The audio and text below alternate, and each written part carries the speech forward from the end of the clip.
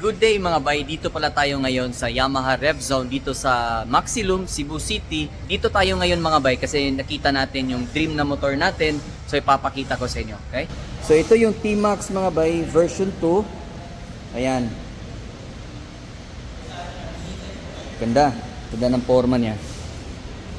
Inverted forks na siya. Tapos andito yung signal light niya dito.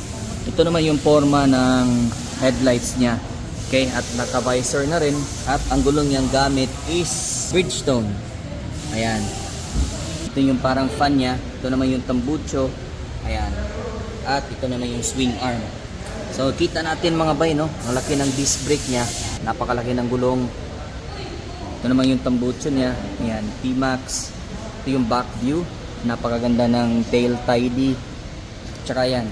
Sa mga hindi nakakaalam mga bay, itong T-Max, sa makikita nyo, hindi na siya CVT, belt-driven na siya. So parang may turbo na machine siya, parang kagaya nung sa NMAX version 3, kung hindi ako nagkakamali. So yan siya.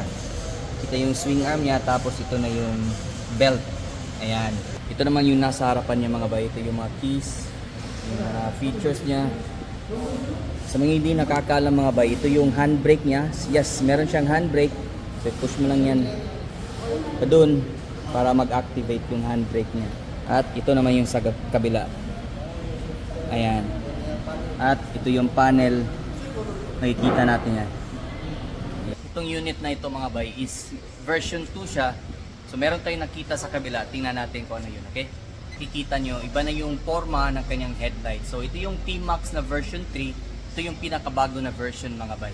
Same pa rin siya. Inverted forks. Same pa rin ang gulong, Bridgestone. Ayan.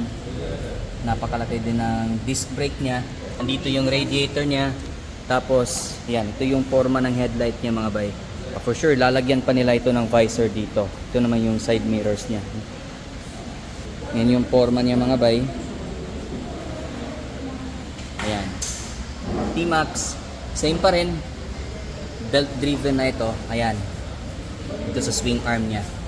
Para yung turbo niya parang sa NMAX kung hindi ko nagkakamali. Ayan. Sa 560cc din ito, same lang sa version 2. Ayan.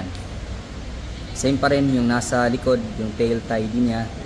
At sa gilid na rin. Ayan.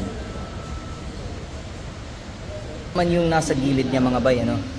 Yung mga buttons niya. So ito pareho pa rin, handbrake. Ayan. Ito yun naman yung mga buttons na available sa motor na to. O version 3. Pansin nyo, iba na yung forma ng panel niya. Ayan. Ito naman yung nasa right side. Dual disc brake siya, harap at saka sa likod. Ayan. Version 3 price niya mga bay ng T-Max is ayan, $859. At yan. Ito naman yung presyo sa version 2, $670. So mas mura siya as follows na. Yung installment na available din. Pareho lang sila, 560cc version 2. At yun naman ang version 3. Kaya kung gusto niyo kumuha ng T-Max version 2 or version 3, punta lang kayo dito sa Yamaha Rev Zone Maxilum. Opposite lang siya sa Robinson's Galleria. Okay? Thank you so much mga bay. Peace!